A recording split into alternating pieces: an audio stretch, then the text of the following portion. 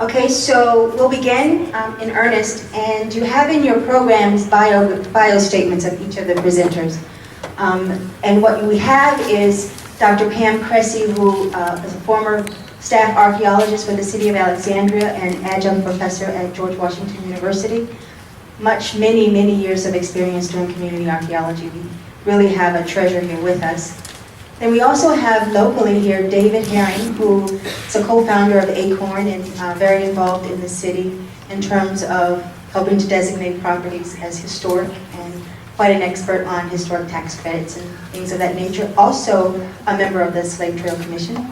And then we have soon to be Dr. Terry Brock, who has written a very influential article, it has become, on the historical and archaeological significance of Shockoe Bottom. And you can find links to that on our website. And Dr. Brock will be a research archaeologist with the Montpelier Foundation. And so we'll hear from each of them with about 5 minutes of opening remarks, and then Dr. Brock will facilitate the discussion for us. And first we'll hear from Dr. Brock, and then David. That's weird to be called Dr. Brock. Okay. One more month, and then it'll actually be true.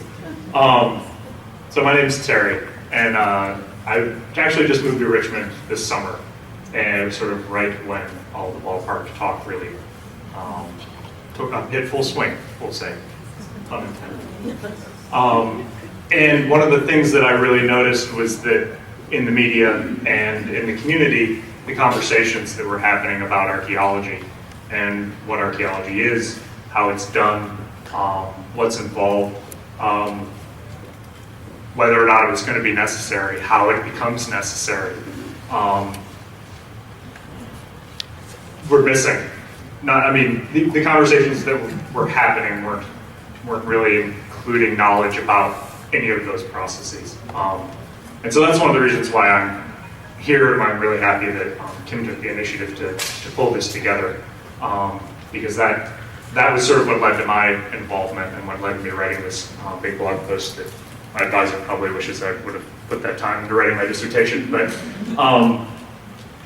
to sort of raise those questions and to really talk more about what does historical significance mean, what does archaeology mean, how can we do it in a way that's public, what are the laws, what are the rules, and that sort of thing. So that's largely why I'm here, and sort of what I'd like to emphasize.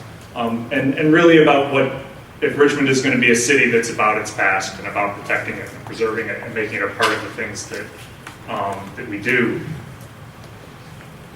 how we can actually do that in a way that works and that is good for everybody. So anyway, that's sort of who I am. Who's next? I don't have 5 minutes to talk. Okay. Kim asked me here, I am a co-founder, and I have another co-founder in the audience sitting over there behind the column, Melinda Skinner of the Alliance to Conserve Old Richmond Neighborhoods. And that was an organization from a dozen years ago, but was also part of Matt Layard's talk, because the organization sort of was working in tandem, or parallel tracks, I guess I would say, parallel tracks with what was going on in the Slave Trail Commission. And it was through the work at Acorn that I actually was appointed to the Slave Trail Commission. And the sort of the parallel tracks that were going on was we were working on a very small cottage, saving a small cottage over in Southside called the Emily Winfrey Cottage.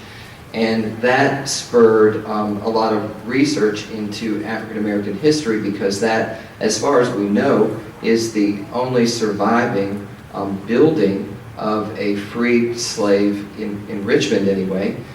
So we moved it because it was threatened over in Manchester, which is its historic context, and we had to move it someplace. And so since the Slave Trail Commission was working on the slave trail and mapping all that out and the different elements of it, we moved it to Shockoe Bottom because it seemed to be a natural location if it were ever to be interpreted, even though it was sort of out of its context. It was at least related So it still sits there, and it sits actually next to the Lumpkins site that Matt Laird worked on. So that's sort of how I'm here, and then just from a community perspective, I guess that's what I sort of do, is work within the community to flush these things out, the things that need to happen, facilitate, who do you pull together to get the job done. And so this is obviously the community right here. This is one portion of the community. There are, I would say, literally thousands of community members in the greater metropolitan Richmond area that are concerned about this effort. So if we could just get them all, thousands of people, to be connected in this sort of discussion, which is, I guess, community archaeology, how can we ensure that that happens, particularly for the site that we're talking about, or at least alluding to. How do we get everybody engaged so that we can use that as a springboard for further community? How do we get a community archaeological ordinance for the city? What steps would be necessary? So that's sort of my piece, and I just wanted to run through a couple of quick slides from a community perspective. So this is sort of where we are right now, and one of the reasons why we've been talking about this topic for at least 10 years, and Melinda tells me that because she's a native Richmonder, that actually since the days of Parker Field, which the diamond replaced, and that was what year, Melinda? 83 or 84, when the diamond was built, that there was actually discussion to put up the ball field in Shockoe Bottom, even back that far. So that just sort of blows my mind, actually, that it's been discussed for that long. This is the third iteration that I've sort of been involved in, the 2004 effort, the 2008-9 effort, and now we are into the 2011 through 14 or whatever it's going to be effort. So all those years, and so here's what you sort of have, where we are. Parking lots, and people think, well, whatever, it's nothing, it's just a bunch of parking lots. And of course then all the cars got piled up during the hurricane. Do I do the arrows? I think I'll just use the computer.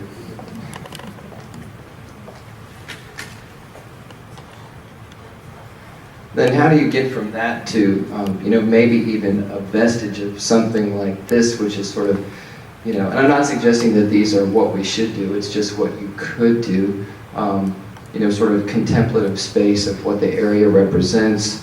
This is actually part of the canal walk, but, we already have some really nice examples of how we've done the right thing here in Richmond. And of course, Matt is famous. I actually have some really terrific pictures that I took when I was on the Slave Trail Commission. So just some of the things for community engagement and community archaeology, we need, we need the discovery process, which has already started with the Lumpkins jail, Archaeological. We need some zoning protection, which we currently don't have in any way. Although it is a National Registered District, we don't have any protection from a zoning standpoint. We don't have a design overlay district. We don't have anything that protects this. We don't have a city old and historic district. We really have nothing that protects this area. So we really need that as a community engagement piece. We need interpretation. As it was pointed out, the 106 process doesn't ensure that we will stop development, and I don't necessarily think we should. It's just really a bunch of surface stuff that I don't think any of us are happy with. But how do you develop it? How does the community participate in the development? This is a really terrific example in Chicago. This is fairly powerful to me. You could interpret it a bunch of different ways. But imagine if this were representing something in Shockoe Bottom. It would be incredibly powerful.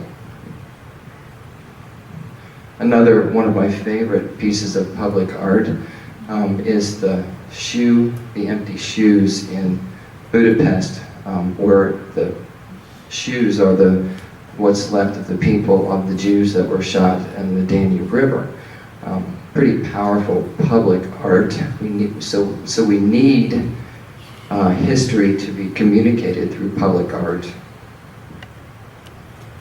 We need compatible development related to what is the history of this particular area.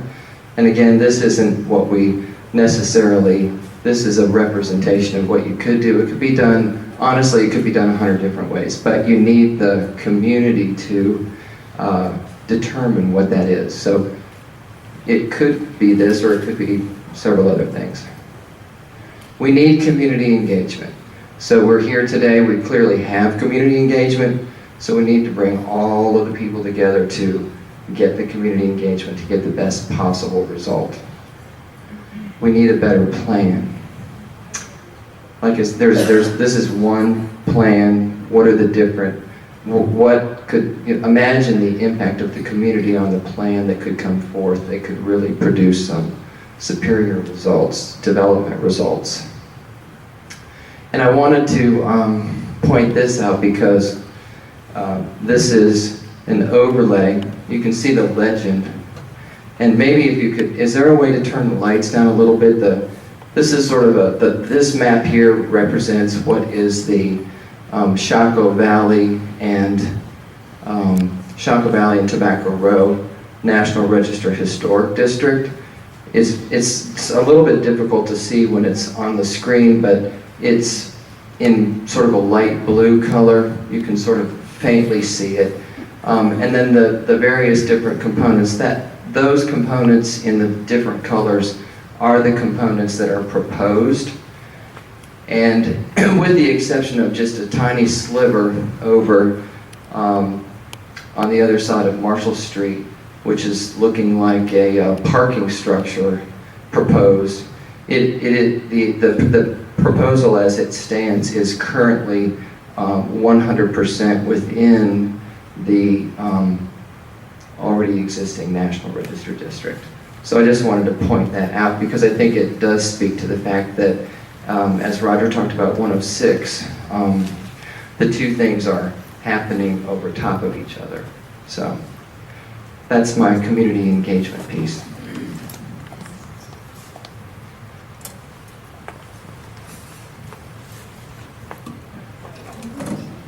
Hi, that's great. Love to talk in the dark. That's a real, if you're nervous about public speaking, it's much better to be in the dark. Thank you. My name is Pam Cressey, and I'm here at the invitation of Kim and the organizing group as a neighbor from the city of Alexandria. And I was very fortunate to run into a very strange, back in the days when things were only mimeographed, pre-copy. Some people are pre-CDs and things like that. I'm pre-copy machine, pre-Xerox machine with mimeograph saying that the city of Alexandria was looking for a city archaeologist. And through word of mouth, which that's about all there was then, letter writing, a friend told me that this very bizarre job was out there.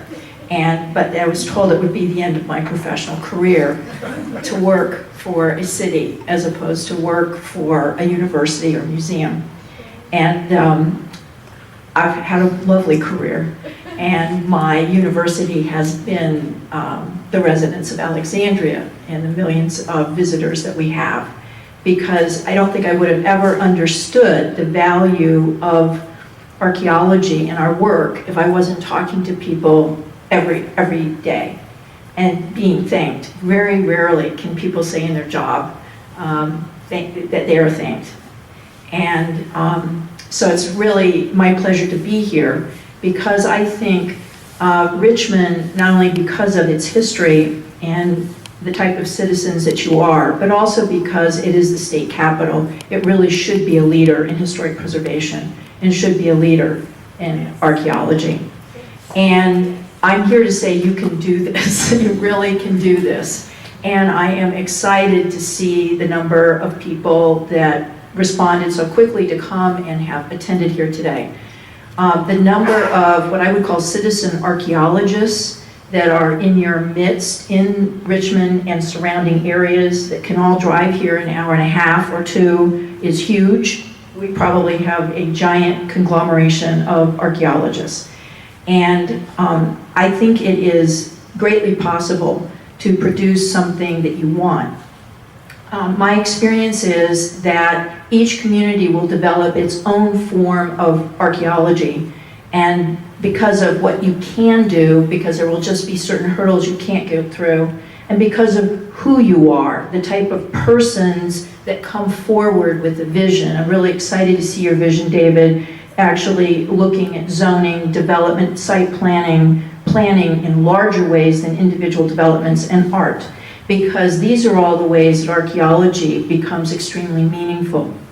But of course, we must do the research. We have to have the information, we need to do the work.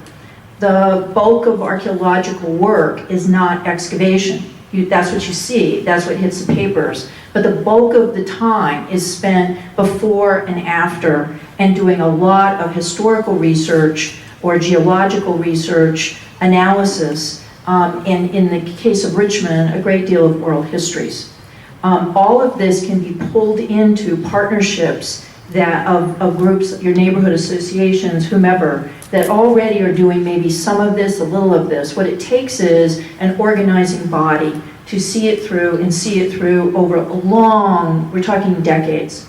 And so I think the most powerful thing for the City of Alexandria to do was to establish an archaeological commission in 1975. As far as I know, this is the first archaeological commission in America, and there really are very, very few in the United States. It's, to me, absolutely amazing, because a commission costs $0 and 0 cents. It may be one of the easiest things that people can get going in their in their communities.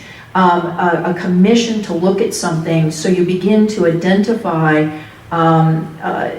people who are interested and want to get together, and then they develop an expertise, and where that group will rotate, it does need to be, I think, officially recognized by the governing body, so that you have standing and so that you can make recommendations directly to planning commission or city council or however you want to develop it. I think that, and I don't want to really separate archaeology here from architecture, because to me this is all part and parcel. We need to look at all the materials and then the non-material aspects of memories and stories to be able to pull together the documents, the letters, the photographs that may be still in people's trunks and attics, and as people pass away daily, we lose this. Even the funeral programs that people collect from their churches, extremely important to have the biographies of people living in the 20th century. Even though we think of history as much older, it's not. All of this ties together. Places, however, and this is to me so much the value of archaeology, places have power. And there's actually a book written called The Power of Place. And even though most of it is dealing in California, it is really discusses the fact that being on a place or seeing a place actually brings to you experientially something very different than reading it or seeing it on television, even though these are all very powerful medium. So it is the place, the objects. You don't even have to excavate it. It can be protected. What is necessary is planning and data to be able to decide how are we going to do something and where are we going to do it. This issue of the power of place and the power of memory and the power of identity, because this is the identity of the people who have been here for generations actually being brought out and discussed, that maybe young people don't even know everything that happened. But it's also the identity of newcomers coming into the environment that actually want to be good stewards for their individual properties or for their larger neighborhood. I think all of this is where archaeology doesn't have to be done alone. It should never be done alone. It should be done in tandems with neighborhoods and organizations, educators, artists, wherever the partnerships can be formed in order to create the community that you want and these places that have memory. To me, this is a community being conscious. You're actually conscious that there is a past, that there is stuff underground, stuff above ground that can tell the stories and that can be passed on to the next generation. But it's also a community having a conscience. And I think that's pretty interesting because you're conscious and then you can have a conscience. It's spelled differently, but that's what archaeology, what Matt's work has just showed you. You can actually become aware, and then through your sense of conscience, what are we going to do about this place or other places? You then act, as a citizen. I think this idea of remembering and then appreciating is something that can be brought through site development processes, but you must have city staff there. The role of a city archaeologist is critical. The role of an ordinance that is built into your specific development process. It cannot be underscored. Everything almost, other than what acted through miracles in many ways, things I could never account for, everything else has been done by those scrappy little meetings, maybe even at 5 o'clock at night, while you're still there because you're a city staff person and you're going to keep meeting and you're going to keep meeting and you're working with the official plans. It's very difficult for citizens, even if you attend every single public hearing, to catch everything you need to catch. Because it's often, once it's on maps, once it's in plans, it's very, very hard to shift. And that's often what you're looking at in archaeology. You're looking at how to shift footprints of new buildings, so you're protecting what's important and not digging it up. You're finding public spaces, open spaces that can be used in the development to tell the stories, to present the art, to captivate people, to inform people. And so I think as people look in the ground and they look at what archaeologists are doing, the most visceral thing about it is, yes, there's a mystery, but in fact, we kind of see we really are all connected. When something is in the dirt, you don't think anymore, well, is it that my church, or is that my political group, or did I come from that state? I've had people so excited about American Indian finds. They have no memory of having any recognition of being a part of an American Indian group. The point is, it's in their town or it's in their backyard. And that's the stewardship that archaeology and all of preservation, I think, we're out to get, is everybody standing up and saying, I identify with this, and we're going to save it, we're going to use it wisely, and we're going to be conscious, and we're going to pass it on to the next generations. So I'm here to help, and my own personal quest, and I used to say before I die, but now those years are getting closer, so I don't want to say that anymore, but certainly within all of our lifetimes, let us say, we really need to have a city archaeologist and archaeological commissions in every single community in the state. Thank you.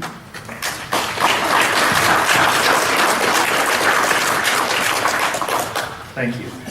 I think that both of you sort of get to sort of the two main topics. I mean, the overarching important topic is community archaeology, sort of writ large. But I think we sort of have two different things to talk about. There's one that is the current project, right? The short-term task at hand, which is Shockoe Bottom. And then there's the long-term project, which is how does Shockoe Bottom become an example of something we can do all the time, right? And how can we use this as the fuel to build a community archaeology program within the city?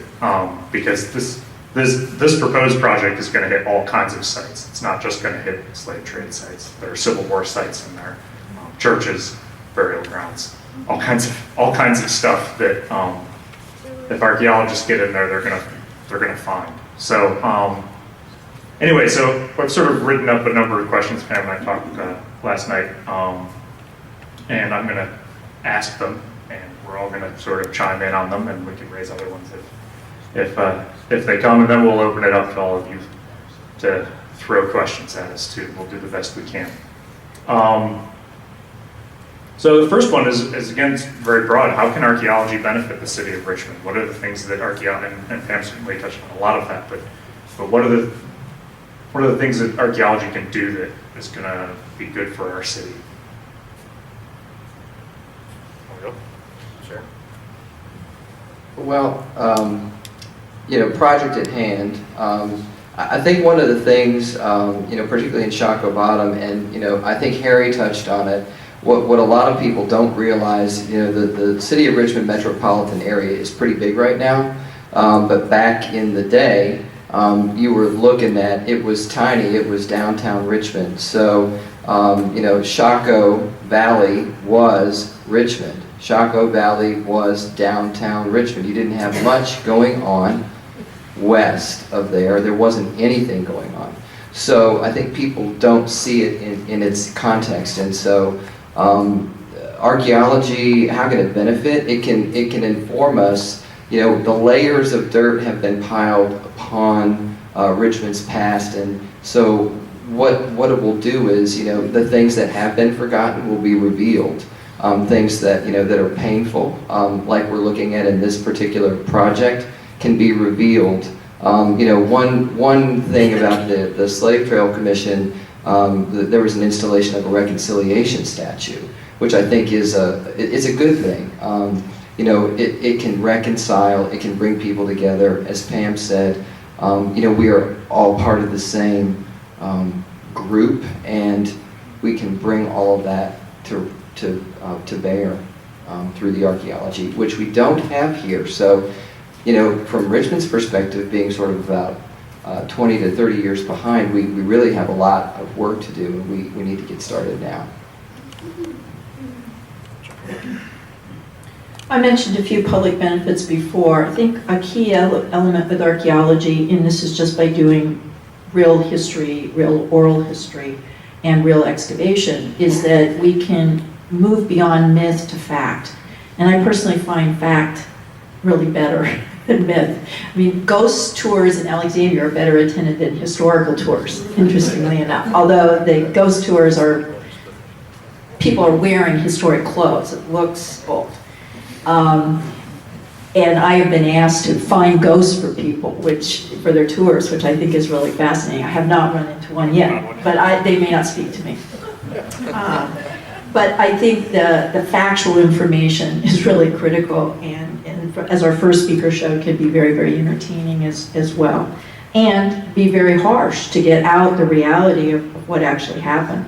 I think another thing in cities where there hasn't been one museum or agency in charge of the archaeology, you can actually bring the collections back home again and put them in one place. And that's a big issue, is where are all the collections, who has them, are they in good shape, and bring them back and find a repository. That can really unite people, and it also means bringing together the historic photographs that have been found and putting them together so that they're accessible, getting them on websites, all of this sort of thing. And it's also possible then, I think, to bring all this into the educational system. Now, various towns like Toronto, Canada have tried this down by St. Simon Island in Georgia. That jurisdiction did it for many, many years. It's possible to bring it right into the educational system. And in fact, the city of Toronto, I think, hired like 6 or 10 archaeologists for over 15 years just to be teaching children archaeology. And that was a very powerful program. I participated in to some degree in South Carolina, and students of all different learning types really enjoyed it. And they took the kids through a whole year in 4th grade, from beginning of planning an archaeology project all the way through doing exhibits.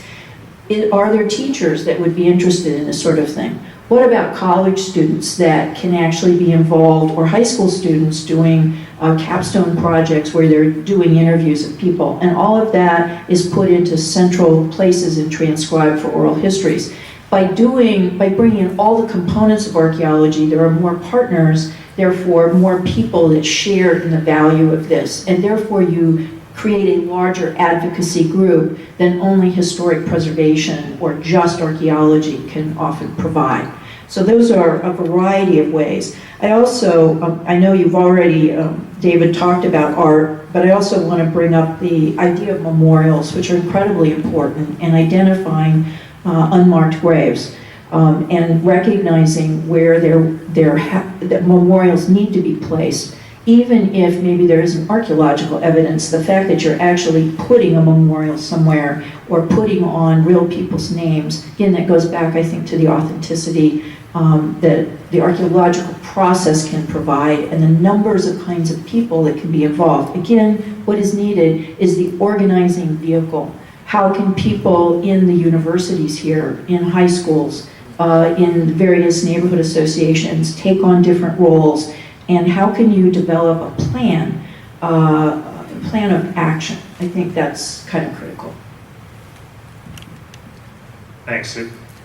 Not a lot for me to add to that, but I mean, I think that the part about archaeology that I love is how tangible it is and how real it is, and the power that comes from making discoveries, even if it's just a nail. That means something, and I've always found that working with the public and working with kids, working with anybody, the first instinct if you take a nail out of the screen is, oh, it's a nail. But then when someone leans over your shoulder and tells you that you're the first person to touch that nail in 200 years, congratulations, you just discovered something today. And you see their eyes light up, right? And that's why you keep coming back. And that's the type of thing that I think a community program could do, is that it creates that tie, the physical, tangible tie between living in a city and being a part of it. I think that helps with that, and to make that available so that it doesn't become a problem where we have a development project that's going to happen and then we all have to get together and yell about how there needs to be archaeology.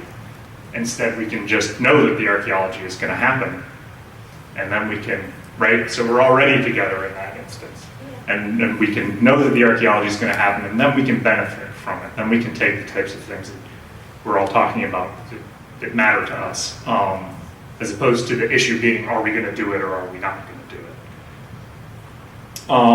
That sort of leads into the next question a little bit, because there are always sort of two different forces that are pulling and tugging at each other, and they're certainly highlighted in the Shockoe development project, and that is, how do you navigate progress with a respect for the past, and how does that tension, how do you alleviate that, or how do you mitigate it, or navigate it?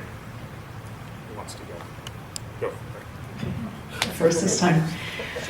I think this is getting to your timetable question, is it, Terry? Yep. I would want to direct you to the City of Alexandria website, and in Alexandria, or you can get there, just Google Alexandria Archaeology Ordinance, or it's on the City of Alexandria website. Go to Historic Alexandria Archaeology Museum, and our ordinance is there. It's actually a two-part ordinance. The ordinance for the Archaeological Commission is also on, so you can see how, and that was been rewritten since 1975 to have a little bit more contemporary wording in it, but you can see the breadth of areas of interest that Archaeology Commission's involved in. However, the Commission does not do any development review. And again, every city needs to see what you can do and where it fits. So for instance, you have an architectural commission, and you have a series of historic districts. We do as well.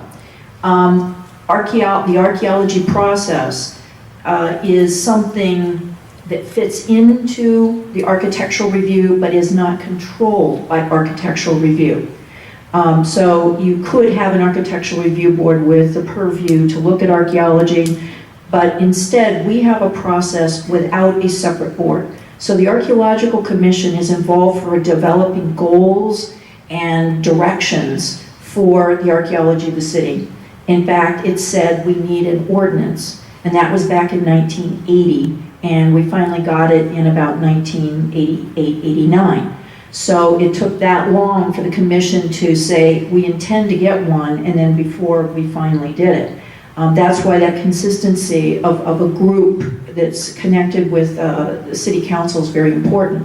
But the ordinance states that the city staff, the city archaeologists, review every development proposal. Now, there is by right development in Alexandria for an individual house, but once you get to more than one building, you are now at a point where you're having to have a site plan. And it's at site plans and rezonings that we are involved. Many other jurisdictions have it only at the rezoning stage and only require the first phase of archaeology. In Alexandria, we get in at the very beginning at what is called the concept stage. And so the city archaeologists are reviewing the plans of the developer, just like the city engineers are, the fire department, the planners, the parks and recreation people, the arborists, the person that looks at the resource protection areas for streams. So we have over 20 people in the city of Alexandria that are reviewing every single one of these concept plans. And then all those comments go into the developer, and they come out on these sheets and sheets and sheets and sheets. And the developer has to respond to each one of those, and if there's an issue, they can't agree or whatever, then they come back to the staff and make the deal. All of this is done before it goes anywhere. And then it moves through phases of development plans. But at some point, it finally hits the Planning Commission or the Board of Architectural Review if it's in a historic district. But by then, all of the archaeological conditions are already there. And part of it, the importance of doing this is the timetable. Archaeology never holds up a project. That's key.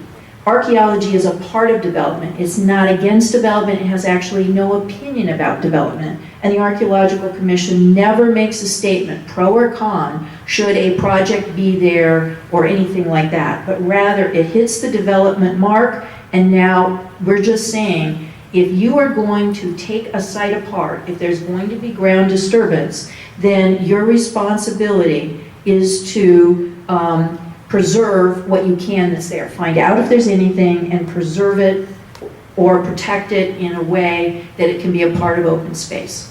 And then there are also additions. For instance, we can put in signage. We can work with the public arts people and talk about art. We can work with the parks people so that the trails, the bike routes, the landscaping all can flow from, and I think David used the term informed, be informed through the history if possible. Some development sites, really, you almost have to say nothing happened here. It's possible. And so the point is, you do it in a non-capricious, non-arbitrary way. Every developer and every project is treated exactly the same, and you're always building up your information as the staff reviewer so that if you've already found out that there's nothing in a particular area or a particular type of soil or a particular geographical area, then we don't require the developer to go through things. We want to be able to make it as minimalistic and as straightforward to the developer as anything else. That's extremely important to I think, be a part of a community that works, is that everybody gets a fair shake and gets things straight up, not hidden at the last minute. And so where, yes, there is an expense to the developer or to the city if it does a project beyond what it would normally have, it is the same type of expense that comes if you are going to a toxic soil area and you need to do toxic soil studies and mitigate those effects. If you need to check the load-bearing capacity for your soil, the compaction level, it's the same level of requirement. And by moving archaeology through a phased approach, where you're first looking at, for instance, aerial photographs, a lot of the phase one work can actually be done by the engineering firm that's also preparing the new building site plans. So by actually pulling through a lot of map information, aerial photograph information, In Alexandria, we can rule out maybe 30% of projects, 40% sometimes even, where there's no impact to archaeology at all. So that's just a pass-through. And so then you move through the next step and you look at archaeological testing. If nothing shows up there and through additional historical research, then the development opts out, and once again, they are free to move on without any archaeological problems. So if it's a known process and contract archaeologists that have a good track record of doing finished projects in a reliable fashion are doing this, then the process moves along in as much unison as the rest of the development project. And when we started, one of the breakthroughs in developing our ordinance was that I went and talked to the development attorneys. And in Alexandria, at that time, there were maybe 3 attorneys that did all the development work and that represented projects to the city. And I asked each one of them, if you were going to create an ordinance, what would it look like? And it's through those 3 attorneys that we came up with the structure of the ordinance, and then had the city attorney work on it, and then took it back to the Chamber of Commerce and other developers to say, is this a process that you could live with? And that's where we came up at that time with an ordinance that did not have any objection from any sector. And in fact, one development attorney, and I always tell him, he said this because I still work with him, he always says, in Alexandria, history is our culture.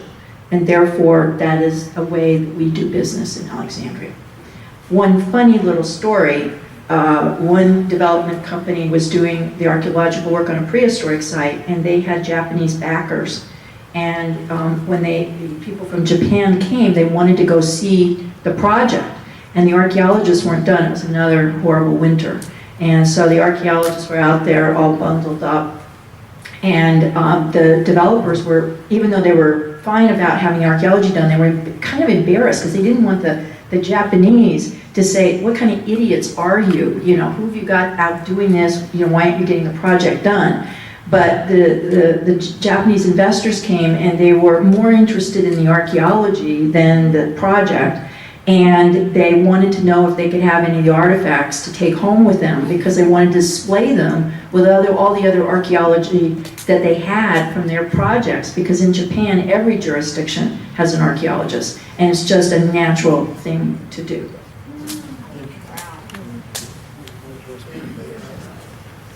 Wow, I'm really jealous of Alexandria. I think I want to move there. It sounds so reasonable and sophisticated and process-oriented. Well, we can certainly aspire to that. I want to aspire. Obviously, that seems to be the the goal that we need to get to, and I surely would love to do that. I think we probably can move toward doing that here in Richmond. But what do we have? What do we have at our disposal now? We have some of those components. We have an Urban Design Commission. We have an Architectural Review Board, or the Commission of Architectural Review. We have a couple of those tools. One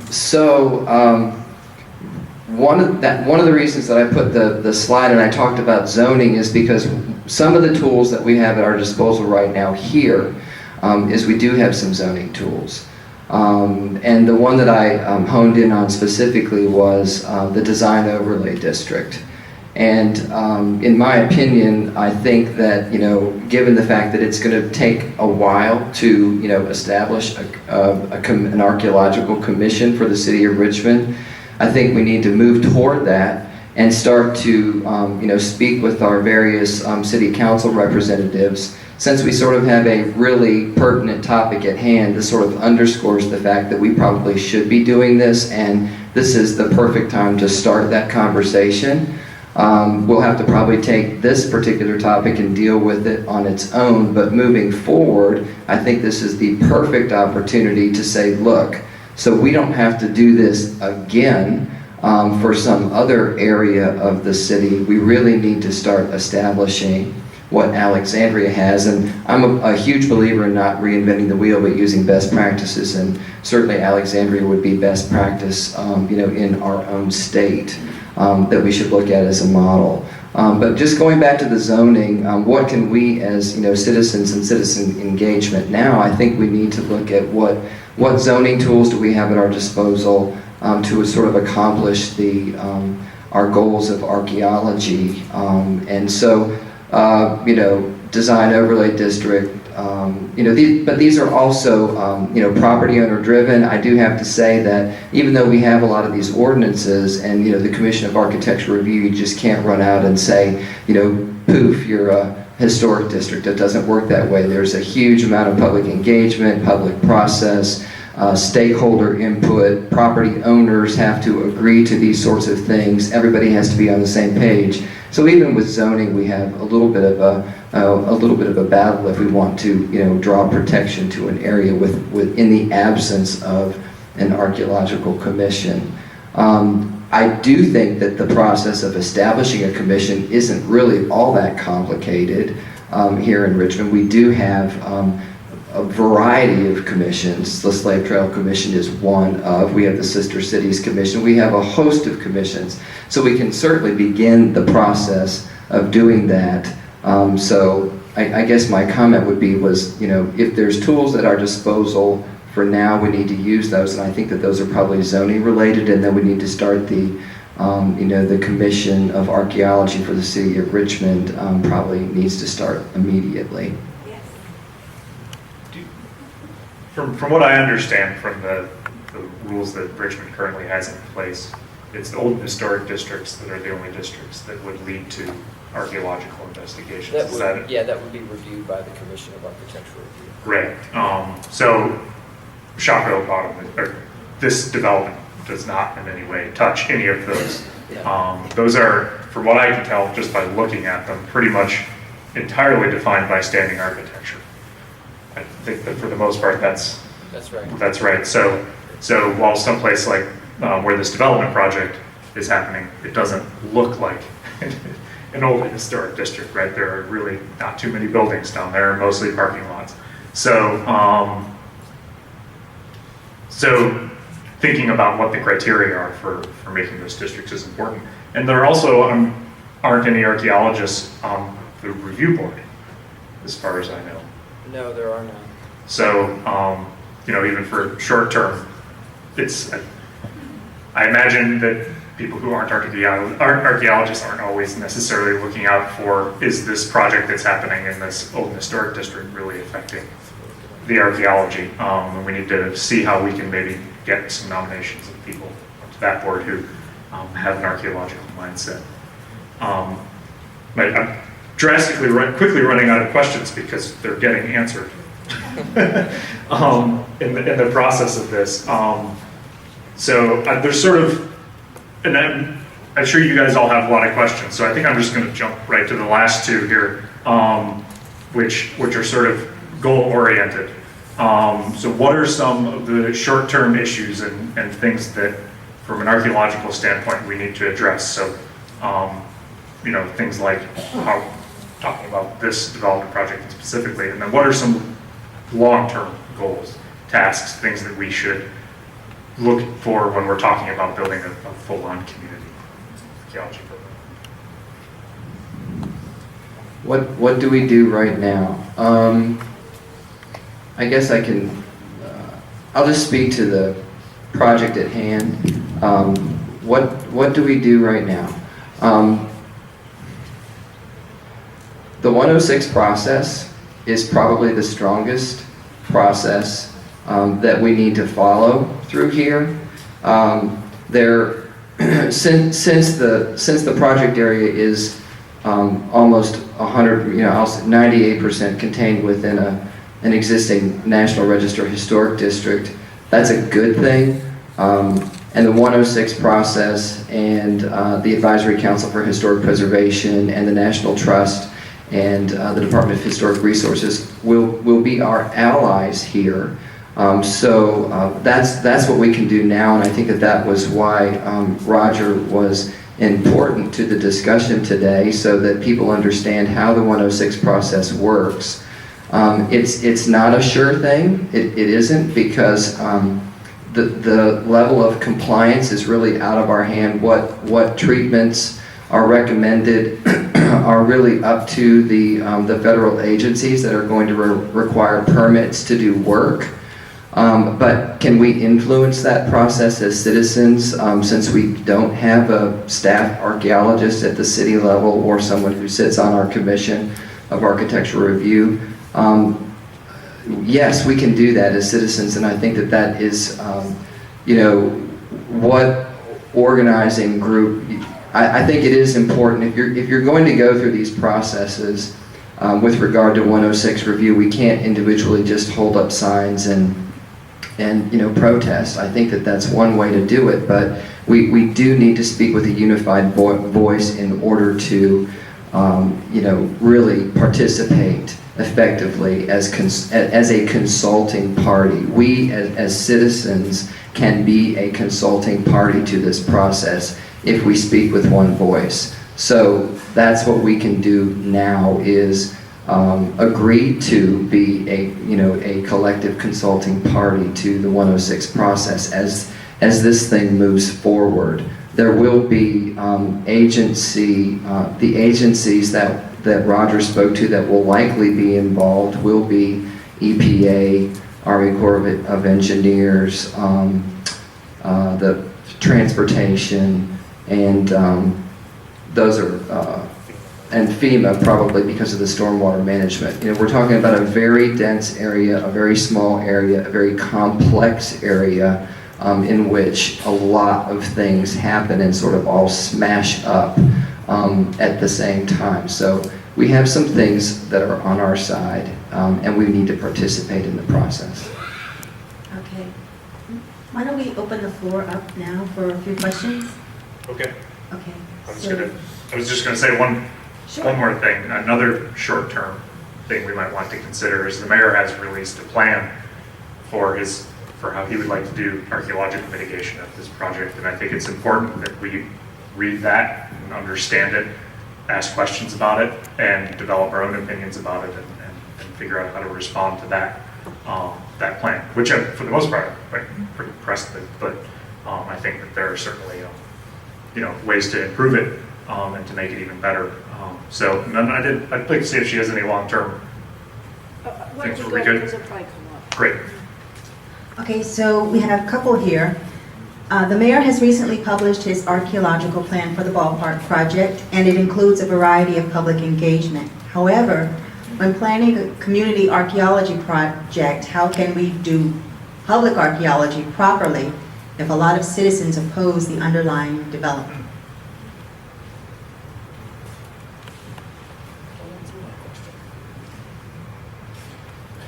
Have you had any experience with that in your years? I think that.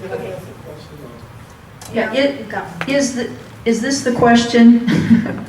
The question about engaging, how can citizens be involved if they oppose the development?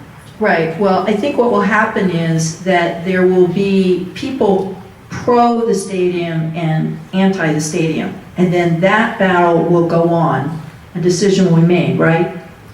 After that decision is made, if a decision is made to go forward with the stadium, now comes, well, what do we want to do with the archaeology or with the stadium itself? Is that correct? There isn't going to be archaeology if there isn't going to be a stadium, right?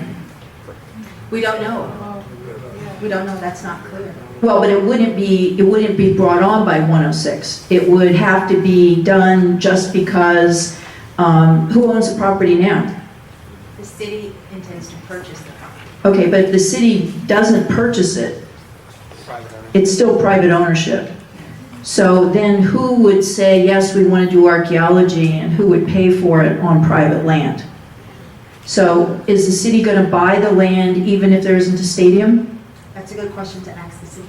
Right. So I would say usually what happens here, let me put it this way, if you're looking at a particular development issue in one place, then that discussion will go on, yes, no, and planning commission and council and all that will make that decision. Then the project will happen or not.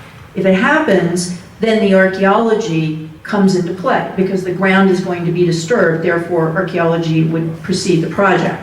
However, the other way to do archaeology, which is the smart way long-term, is to be doing archaeology in a planning way. So therefore, you're looking at threats and opportunities across the entire city. And then you are planning ahead for where your top priorities really are, which may or may not be the stadium site. I haven't read your blog yet, Terry, but there's a lot of stuff there. It's a whole, potentially, it's a whole urban neighborhood that has been built up over time. So is that the top priority if there isn't a stadium, or are other places a better priority? Digging is not the key thing in archaeology, in urban archaeology. The key thing is looking at historical records, maps, and looking across the entire city and developing a plan for what needs to be saved, what has no integrity at all that you don't need to worry about, and areas that you can go out and get money for different projects. Like, for instance, park planning. All kinds of departments have money for different reasons. There's Department of Transportation funds, the old ICE-T monies, that can be done for public interpretation. You can do a lot of interpretation without actually doing the digging. So that's why you can be doing master planning, which is pretty cheap compared to digging, and quick. And that could give you even more important things to be looking at over the long run. In Alexandria, what was the spark that triggered the establishment of an archaeological commission? Oh, yes, and thanks for asking that, because I actually had it in my notes. One person. Everything that happens it practically is like one person. And they just get this thing. And, but what preceded that was the Smithsonian, at the request of citizens, came to dig the urban renewal blocks. There were 6 urban renewal blocks on King Street. And they started to do a new development with subterranean parking lots. And at first, these artifacts and privy wells and everything, just stuff started flying. And the citizens, you know, it's Northern Virginia, they just walked across the river, and they, of course, knew about Noel Hume's work in Williamsburg, and everything in Alexandria at that time in the 50s and 60s was about how can we copy Williamsburg so we look right. And then we found out we didn't look that way. So that sort of went passé. But so they knew that Noel Hume had done all this great archaeology, so they walked across the Smithsonian and said, you have to send an archaeologist over there because we're the most important place around. And that was just the way Alexandrians thought. And there was one guy at the Smithsonian who because of his mother, loved ceramics. English ceramics, and he thought what better place to find English ceramics than Alexandria, Virginia, historical ones. So this rescue project got started digging out privies with people carrying stuff around on buses and paper bags with poo all over them and everything. It's pretty graphic. And then the Smithsonian pulled out, and so one person in the city said, look, let's get an archaeology commission and let's get a city staff person, and wrote it up and it got passed. A related comment here is about Alexandria's important role in history in the Civil War.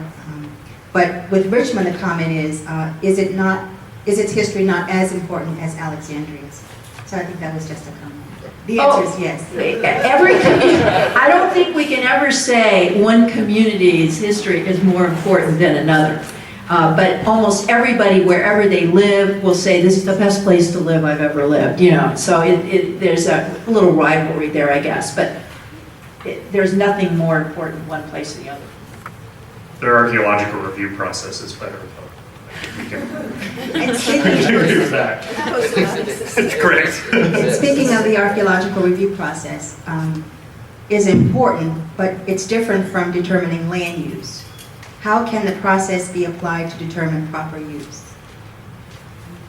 I'll go over it again. Archaeological review and process is important, but different from determining land use. How can the process be applied to determine proper use? Land use is designed, it is determined by zoning. And every city goes through a zoning codes and updates to zoning codes and master plans. As I understand it, zoning cannot be changed willy-nilly. It has to be done in an orderly process. So you can't just somebody can't buy a piece of land that's zoned commercial and then somebody goes, I don't think I want a building there, I'm gonna down zone it so it doesn't have the value that it had before. So the zoning is very important. Do you have more on that? Well, that was my question. Yes. And it was prompted by the notion that we could do a proper process here and still end up with a baseball stadium, which is not necessarily, and in my mind, not at all the highest and best use of this land. And so I was just trying to figure out how to connect this process, which I hope is done properly and is a wonderful thing, with the next step, which is using it to determine the proper use of the land. I wanted to sort of speak to that because of the zoning, as being one of the few tools that we have. Again, it's public pressure here. We have a master plan, that was done, and the recommended land use issues, for this particular area, and honestly for downtown Richmond, it was the downtown master plan. That's been done, at great expense, and then just a couple of years ago, back in 2011. We have another land use document, Shockoe Area Revitalization Study that was, I actually, worked to get that funded, and it cost $150,000 to do. So we have these documents, and that is a point of frustration. It's not that we don't do the right things. We do have these land use documents that are to guide our processes, that are not, they're sort of, ignored at this particular point. I can't really say it any other way. So we have gone through some very good processes to get, the results, and those were very publicly engaging processes. The downtown master plan was unprecedented in public engagement. I'm sure that many people here participated in that. The Shockoe Area Revitalization Study, not as much public engagement, but there was a lot of stakeholder. I actually sat with, the consultants from Bay Area Economics, and was for 2 hours giving my comments. So we need to, at this particular point, without a community archaeologist, continue to insist that those already, we have, that document was passed, the downtown master plan was passed. And so we need to be following, our public officials need to be following the documents in which we've already established our wishes. Here's a quick yes/no question. Does current zoning prevent a stadium in the proposed location? If we know. I don't know. We don't know. Okay. We don't know. I think it's got to go for special use permit. I think it Yeah, I think that's all in I think it's in the B. strategy, but I don't know whether it is or not. We'll, that's a question that's a question. B's not, I think it's a UB urban business zoning. which I know that the height anything- requirements are not fulfilled on several of the proposed. The height requirements are exceeded. I think to Kim's point, the height requirements exceed what's currently allowed. I don't know the exact, urban business, you think? I think it is a UB. Okay, so it's likely, that it will, components of it will have to go through a special use permit process, which would mean that there would be, and it has to go through land use and zoning, then it will have to go to the planning commission, then it would have to go to city council. So we have those processes in place, and while I can't, say 100% that the entire, proposal as presented would be a special use permit, but likely components of it would. Okay. Okay, we've got two more questions here, and then we have with us Dr. Phil Schwartz, who couldn't make it in this morning because of an emergency. He made it in this afternoon, and we want to give him an opportunity to share some of the slavery-related history of Shockoe Bottom with us, and maybe we can do it in a question-answer format, but we'll see. A couple of questions. This is to Dr. Cressey. Alexandria and Richmond share a history as a fall line port. What can we learn here from your work in Alexandria as to linkages to the world trade and history? And to David, how does maritime trade tie into the slave trade? Okay, well, one of the great ways of finding out the international relations in maritime trade is by going through the newspapers and seeing what goods are showing up and where they're coming from. Merchants often say, bulbs just here from Holland, linen just here from England, rum just here from, a particular island in the West Indies. It was the place of origin, I think, was an advertising point. And also it was like, come and get it, like hot off the ship. So that's one way to see that. And we've kind of chronicled a lot of those locations, but they change over time and they can change from year to year. It's not one thing. Also, we found at the National Archives a port manifest. Now, I don't know in what shape your manifests are, but our outgoing manifests seem to have gone missing. Another one of those Civil War moments where they may have ended up in New York State. And but the incoming manifests were at the National Archives. And I had students of mine for a few years go in and copy out everything of all the ships that were coming in. So you had the ship's name, the ship's captain, and then all of the goods. And they actually had brands, like you would brand a cow, a brand mark, a symbol, a logo, I guess we would call it today, for each particular merchant. And that's pretty cool. We've never completely done anything with it, but that would be a sensational thing to understand all of the merchants and all of the things that they were bringing in year by year. Because certainly conflicts in Europe and wars in the US change the trade patterns a lot. So I think there's going to be similarities, tremendous similarities. The other thing I'll say about waterfront research, we just got done with a big waterfront history plan for the waterfront planning in Alexandria that's been so contentious.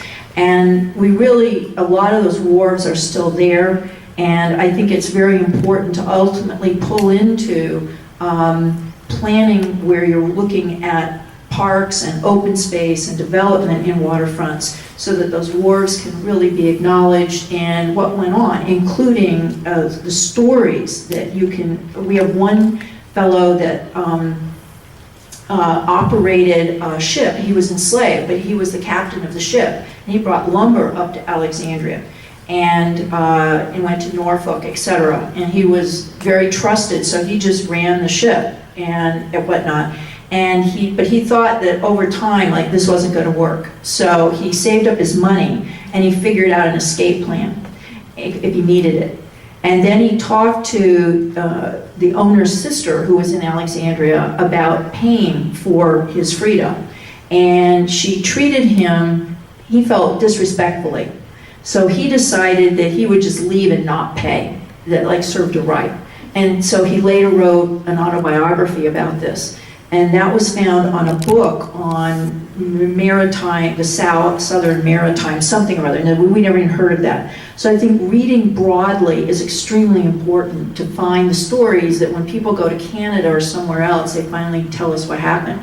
But we can pretty well figure out which dock he was on. And one of my great hopes is that we can get art and something interpretive there, so you could actually stand where he stood, because he stood there and looked across on the other side of the dock, and there were people being put on the ships to be sent south in slavery from our slave pens. So, and he was just heartsick about it. And so to be able to have his words actually in that place with art would, I think, be meaningful to everyone that comes by there.